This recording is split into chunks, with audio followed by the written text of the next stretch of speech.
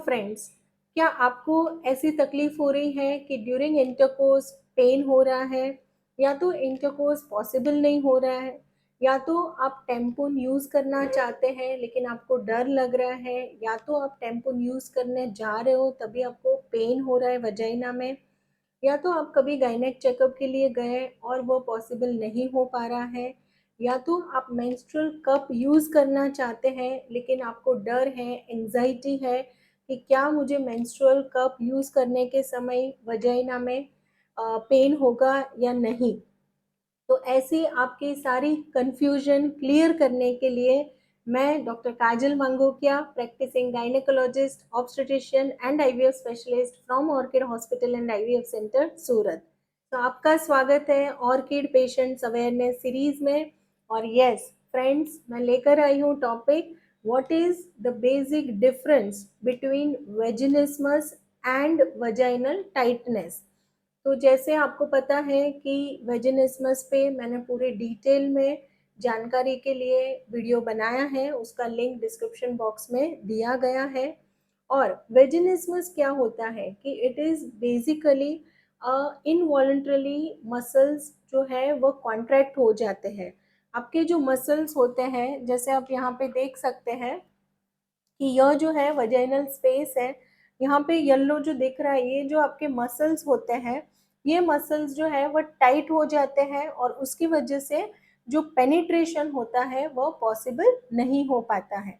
काफ़ी बार मैं जैसे काफ़ी सारे पेशेंट्स वेजिनिस्मस के मेरे पास आते हैं, ऑलमोस्ट 1 to 2 सिटिंग में उनका सक्सेसफुल ट्रीटमेंट हो जाता है। तो उनको भी हमेशा वही रहता है कि मैम इसका ट्रीटमेंट इतना ईजी है, वो हमें नहीं पता था।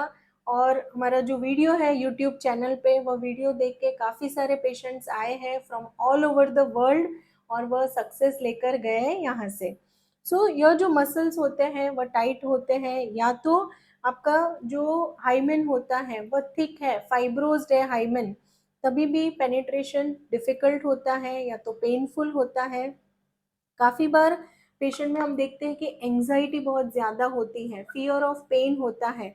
तो यह सारे रीजंस होते हैं वेजिनिस्मस के। अभी मैं आपको बताती हूँ कि वजाइनल टाइटनेस क्या होता है।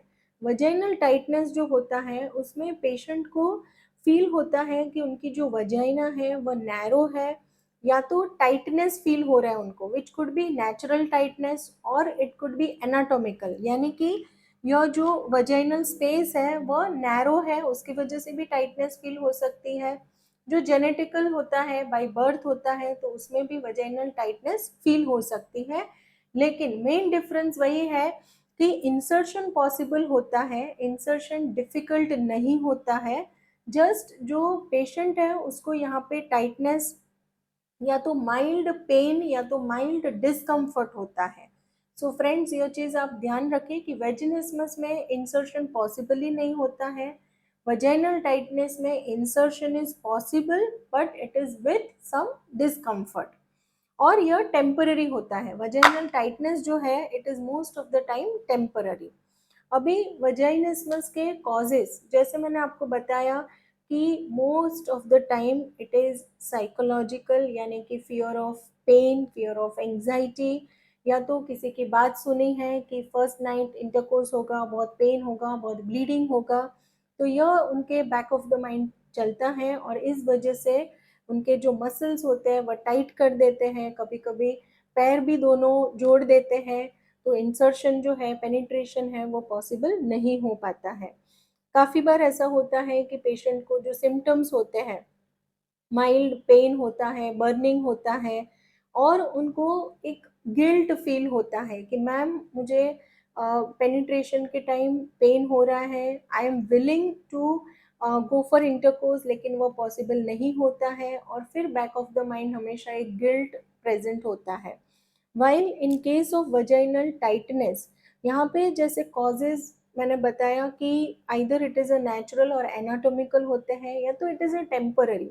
जैसे किसी का एक डिलीवरी हो चुका है, डिलीवरी के बाद जनरली पेशेंट को, जैसे नॉर्मल डिलीवरी है तो वहाँ पे एपिजियोटॉमी यानी नीचे के भाग में स्टिचेस आते हैं। If it is a caesarean section तो एब्डोमेन पे इंसिशन आता है। यह सबको हीलिंग जो होता है it takes minimum 6 to 8 weeks for the healing. So generally we advise कि आपका जो 6 वीक्स है आपको इंटरकोर्स नहीं करना है। काफ़ी बार हमने देखा है कि पेशेंट्स को लगता है कि हमें 6 मंथ्स 1 ईयर और मे बी 2-3 ईयर्स इंटरकोर्स नहीं करते हैं, और उसके बाद जब भी वह इंटरकोर्स स्टार्ट करते हैं तो दे फील कि वजाइना एकदम टाइट हो गया है, बहुत नैरो लगता है, या तो ड्यूरिंग इंटरकोर्स उनको पेन या तो बर्निंग सेंसेशन फील होता है, माइल्ड डिस्कम्फर्ट रहता है। तो this is in case of vaginal tightness. अभी हम आगे बात करेंगे कि दोनों के ट्रीटमेंट में क्या डिफरेंस होता है। If it is a vaginismus, generally हम जो ऑर्किड हॉस्पिटल में ट्रीटमेंट पेशेंट को देते ही हैं कि pelvic floor muscles relaxation technique उनको सिखाया जाता है, ब्रीदिंग टेक्निक सिखाई जाती है, प्लस इफ रिक्वायर्ड तो उनको बोटॉक्स थेरेपी है, हाइमेन अगर थिक है, हाइमेनेक्टमी की ज़रूरत है तो वह ट्रीटमेंट दिया जाता है।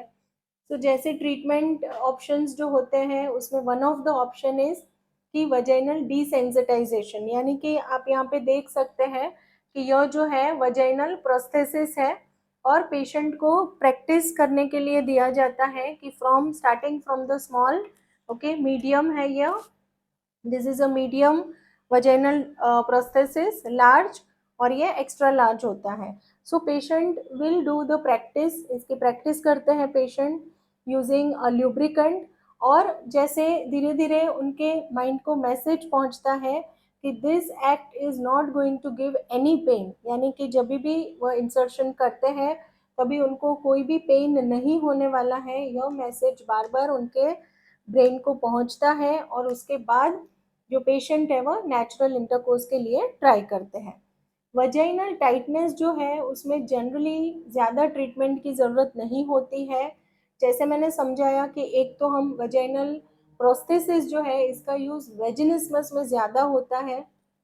फॉर द पेशेंट जिनको वजाइनल टाइटनेस का इश्यू है उनको सिंपल ल्यूब्रिकेटिंग जेल वगैरह जो होता है वह, प्लस पेल्विक फ्लोर रिलैक्सेशन, उनको टाइटनेस ज़्यादा है तो उनको रिलैक्सेशन के लिए एडवाइस किया जाता है, and generally too much of treatment is not required in case of vaginal tightness.